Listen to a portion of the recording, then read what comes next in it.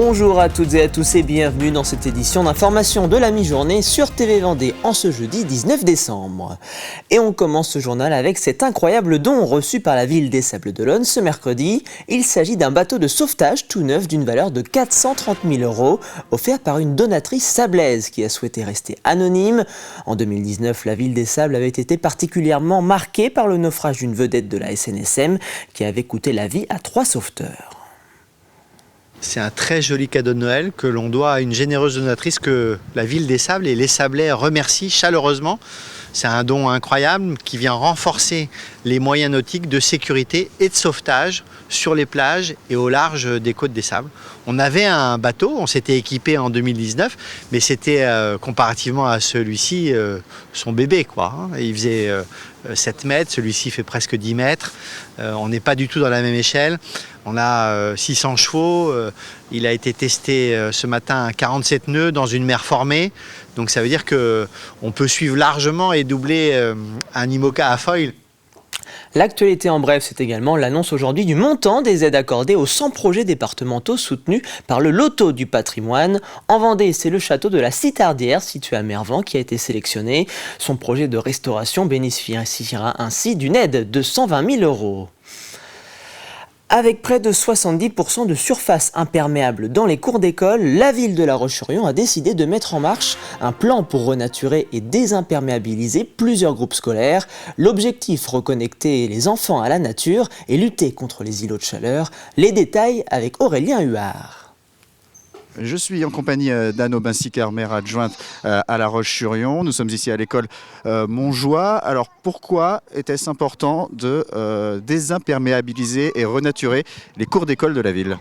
Écoutez, on avait sur ces cours de vrais îlots de chaleur, donc un inconfort en période de forte température pour les enfants. Et puis une école très imperméabilisée, ça empêche l'infiltration de l'eau dans les sols. Et l'infiltration de l'eau dans les sols, c'est quelque chose d'important pour nos nappes phréatiques. Donc, concrètement, ça nécessite quel type de travaux et quel aménagement, quel changement dans ces cours d'école ? Alors d'abord de la concertation pour savoir exactement ce que les enfants attendent de leurs cours, ce que les enseignants attendent de leurs cours. Et à partir de là, on a pu définir tout un programme qui s'est mis en place durant l'été dernier et les vacances de la Toussaint, qui a consisté à désimperméabiliser 40% de la surface de la cour, à renaturer, c'est-à-dire remettre de l'herbe, remettre des plantations. Et là, ce matin, les plantations de 50 arbres débutent.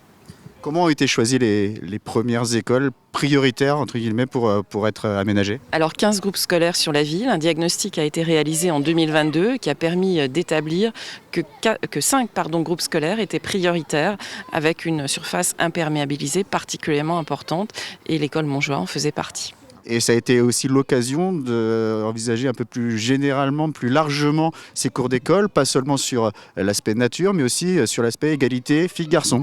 Effectivement, ma collègue Michèle Jossier est particulièrement investie sur cette question et a essayé de travailler l'égalité filles-garçons, à la fois dans la conception des jeux, mais également dans la conception de la cour, l'emplacement des terrains de jeu, notamment terrains de foot, etc. Quelles vont être les autres écoles concernées après cette école Montjoie ? Alors dans le même temps, un travail a été fait sur l'école Jean Roy et l'école Malraux, qui sont désormais l'une à côté de l'autre, avec la même logique. Et puis par la suite, vous aurez l'école Laennec, l'école Moulin Rouge et pour terminer l'école Pont-Boileau. C'était vraiment les 5 groupes scolaires prioritaires. Et puis le travail va continuer ensuite avec les autres groupes scolaires de la ville.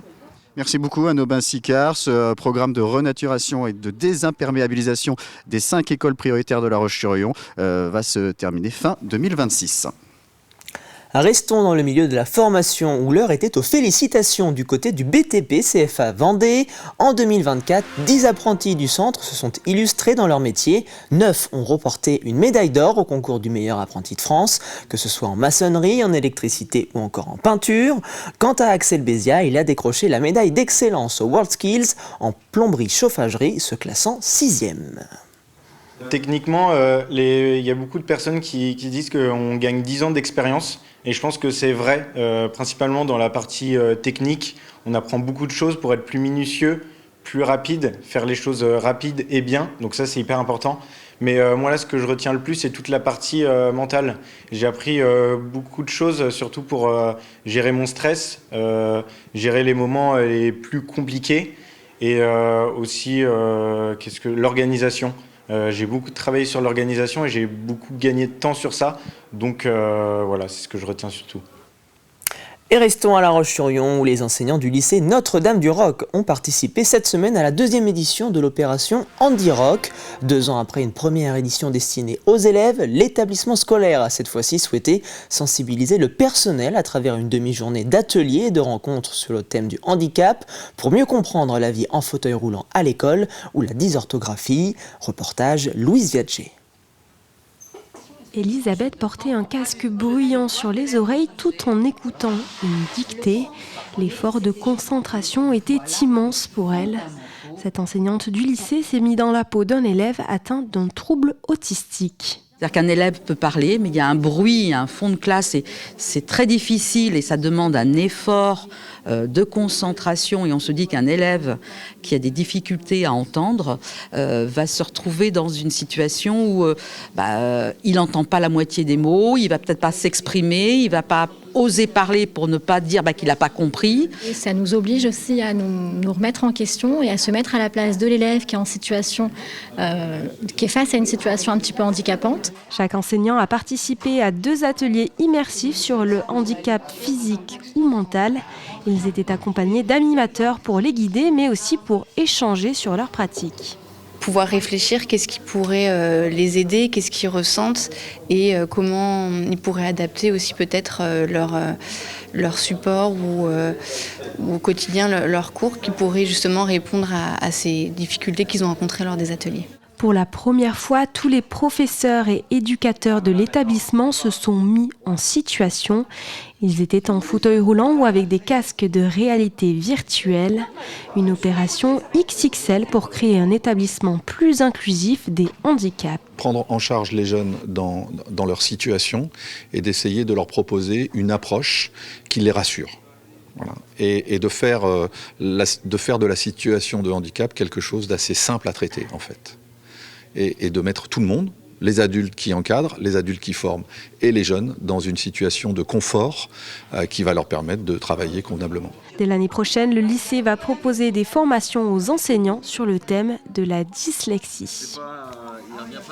Et c'est ainsi que se termine ce journal. Merci pour votre fidélité. Je vous retrouve tout à l'heure à 18h pour un nouveau point sur l'actualité vendéenne. Très bon après-midi sur TV Vendée.